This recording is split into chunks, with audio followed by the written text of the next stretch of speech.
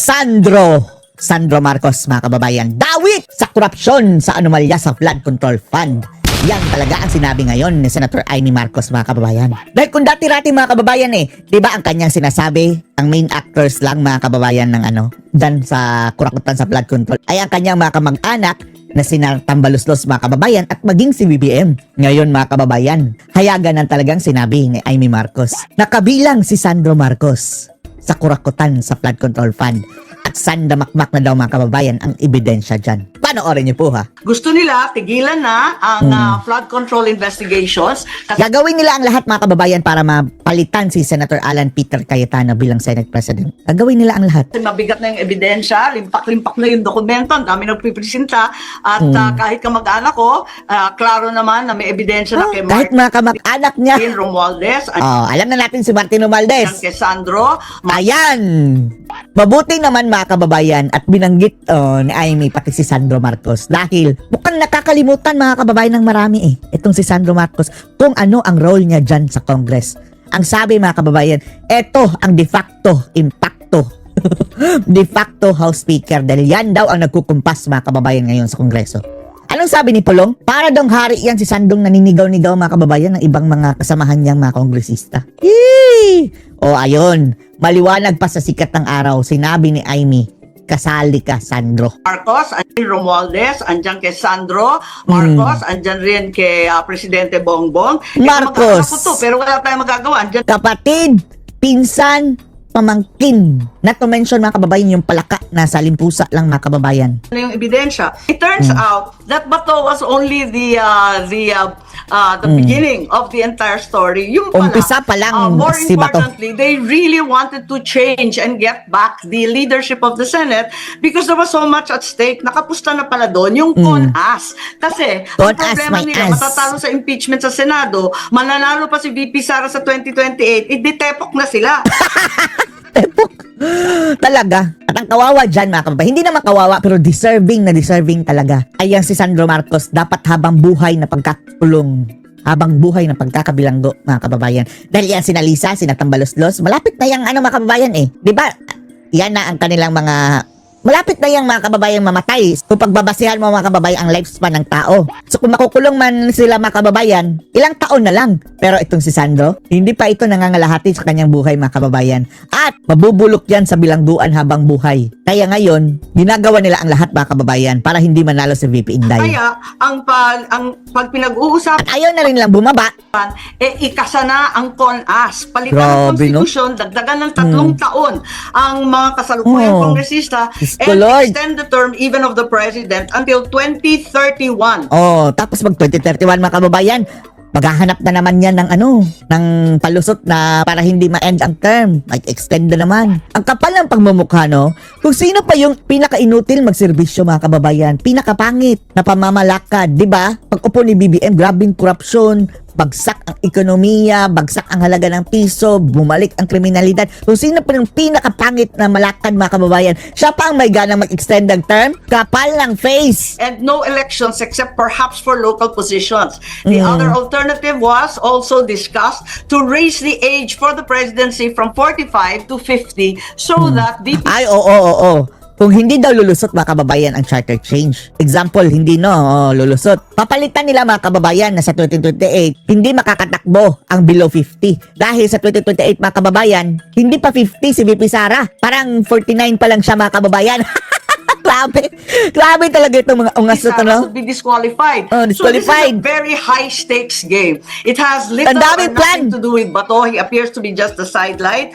And Umpisa pa pala si Bato. Ang dami pa pala nilang mga kababuyang gagawin, mga ang kababayan. Pilipino sa term extension, ayaw natin lang Noel. Bakit natin pipilitin na naman to? This has lost time and time again. All right, but Senator, these are very serious accusations, even against the president. I just want to ask you, who is your source? Where did you get this information? Kailangan pa ba na mga kababayan? Hindi naman sinisekreto nila yan, mga kababayan. That is open secret na among them. At sa dami-dami nila, mga kababayan, talagang hindi yan maitatago. Aside na lang kung magbulag-bulagan, mga kababayan, itong media. Information regarding the CONAS plan. Kasi napakadetalyado po ng sinabi ninyo. Baka maakusan kayo kayo ng Malacanang na chismis to.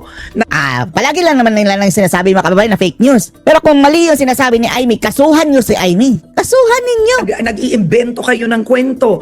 Who is your source Yan na nga on ang this, sabi na Senator? Asidre, di ba? Yung walang liig mga kababayan na sabi na ka-Eric na hippopotamus daw na si Asidre. Yan na nga ang sinasabi. Yes, one of the guys who was there, pinagmamalaki nila, pinag-uusapan, and it was relayed to so many congressmen. If you recall, before the vote on the impeachment, 3 yung incentive package. 20 million Grabe, in no? cash, 200 million, 250 pa in hard or infrastructure DPWH project. Wow! Malamang may flood control pa yan para Kaya pala mga kababayan, no, pati yung mga kumakampi-kampi kaya sa mga Duterte is talagang bumaliktad dahil nasilaw sa salapi. At saka nasa isip nila mga kababayan, wala nang eleksyon eh. Bakit tayo ba tatakot? matindi ang kickback. Ikatlo, don't worry about the churches, don't worry about Visayas Don't worry about the churches, lalong-lalo yung Katoliko, CBCP, dahil alam na natin eh.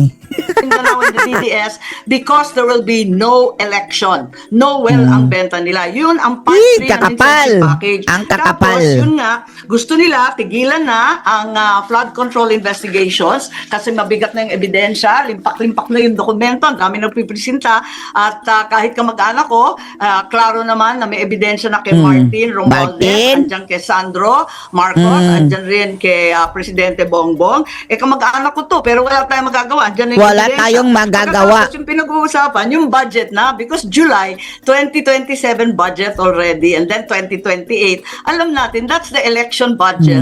And it Yan din siguro no, ang panakot nila mga kababayan no, na sige, wag nyo akong gawing lame duck. Kasi mga kababayan, kapag malapit ng election, magiging lame duck na si Bangag.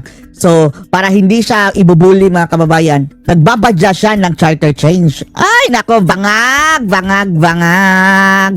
was assured to the congressman, this will also be the CONAS budget. We are going Mga to as change talaga. the constitution and yun ang gagawin. Magkakaroon ng CONAS na kasalukuyang inuutos. Ayan, at linuluto na ng maigi. But Senator, But- I mean, but- your credibility is at stake here. You're actually accusing the president of wanting to stay longer in power, which was, I mean, forgive me for saying this, but the very problem that was with your own father, your Oh, yan talaga. Umamin. late father, of wanting to Inuulit stay nga. Sabi nga niya, kapikat martial law. in office for a much longer time than he was meant to stay in office. You Kaya are gaya yan throwing eh. that Oo. same accusation on your brother. Do you have the facts, the people, witnesses, sources that are Una, uy, Karen Davila. Yung perma nila, yung failed ba kababayan na perma-perma. credible on this, Senator Amy? Kausap ko ang maraming tao. I'm not certain that they'll come forward and be prepared to talk. But certainly, if there's anyone who knows the consequences of self-perpetuation and corruption, it should be me. Ganit ang Pilipino sa usapin ng term extension. Yung palalagain mo, ipapalagi mo yung sarili mo sa pwesto, pipigilan pa natin ang mga Pilipino sa kanilang karapatan. Bilang The same thing mga kababayan, yung ginawa ni Marcos Sr. dito sa gagawin ni Junior. Marcos, ako higit sa lahat. Alam ko yan. Alam ko yan eh. Dahil tatay ko yun eh. Ginawa yan tatay ko. Kaya huwag nilang gagawin yan. No, because the Yun na nga, Karen Davila, CONAS ayaw niya. was not anywhere. It wasn't discussed at any point, right? I mean, you're the one that actually brought it up today. It's like you've exposed a plan. So what I'm asking is if your sources are credible on this, because Malacanang for sure will not take this. As you've said it this morning, you're accusing the president of wanting to have no elections to extend his stay in power. Yes, they attended. I know that there were meetings held in Soler Hotel. There was a meeting also. May These are meeting sa Soler. secret meetings, by the way, kasi they were planning for the impeachment. Understandably, no? Pero kung uulitin ni Bongbong yan, alam na niya magiging kahihinatan nito. Kagaya ng kanyang tatay mga kababayan. Wala kadala-dala no? Itong mga bangag talaga mga kababayan. Kaya uulitin. Kung Alam uulitin namin, mo, bangag. Nakakaalam Wala na kasi eh. Nasilaw na sa kapangyarihan mga kababayan. niyan. Kami ang nakakaalam. Pag uulitin to, self-perpetuation, pagkatapos itigil yung corruption issues, pwede ba naman yan? Hindi pwede yan. Now, Senator, does the House Speaker, is House Speaker Boji D on this? The Ay, Si Bojidi, mga kababayan, ano yan? Para lang yung stamping pad. Walang ano yan. Para yung sunod-sunuran lang, mga kababayan. On term extension, everything I was you've told, mentioned. I haven't spoken to Boji, but I was told that he was part of the conversation.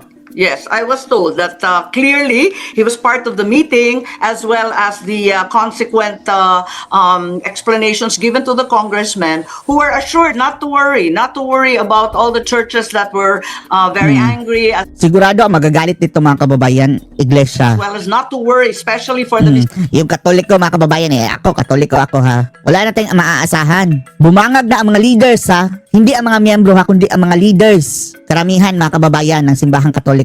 Nakakadismaya. 'Di ba? Sila pa nga nanguna, mga kababayan, sa pagpapa-impeach kay BP Sara. Yan pa nga ang nagsampa talaga, 'di ba? Mga madre, mga pari ng mga adik. Visayas and Mindanao congressmen, huwag kayong mag-alala, wala namang eleksyon eh. Noel tayo, hanggang 2031 kayo, pati ang Pangulo. Grabe, Kung no? Ang kakapal, no? Ang pagkamukha. magkaka-election lang for local positions, governors and down. Wala yung national. Kaya no problem. Bumoto No kayo sa problem. impeachment. Oh. Don't worry. Ganun yun eh. All right. I think on that note, sadly, we don't have enough time, but I do hope that we get to speak about this again in the next few days. But Senator Amy Marcos, now you've convened as an impeachment court.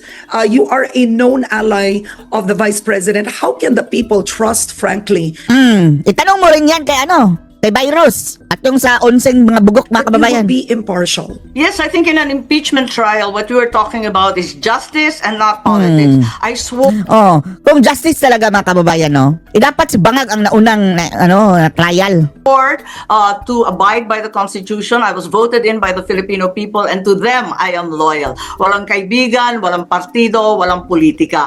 Sana, ganun din ang iniisip ng nasa minorya ngayon. We all know that time and time again, Senator Ontiveros has spoken about the impeachment. We also know na katunggali ni VP Sara, si dating Senate President Soto, at pati na rin Si si Matsing. Matsing, Pangilinan. Senator Pangilinan. Sana lahat kami, ang isipan namin, Constitution first and the people first. Para sa akin, yun ang maliwanag. All right. On that note, I want to thank you for joining me today, and I do hope you fix your Wi-Fi. That's something. I hope you fix that. Wi-Fi. Thank you very much. Marami Alright. yatang bumabara ng wifi namin. Ginurgor eh. Bye.